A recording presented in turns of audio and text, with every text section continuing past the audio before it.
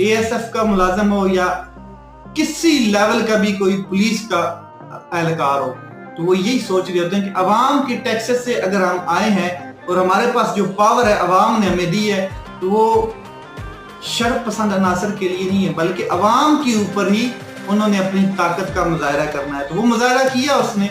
ASF के एहलकार ने बच्ची को पकड़ा और ऐसे धुतकार दिया, उठा के फेंका बालों से घसीट के।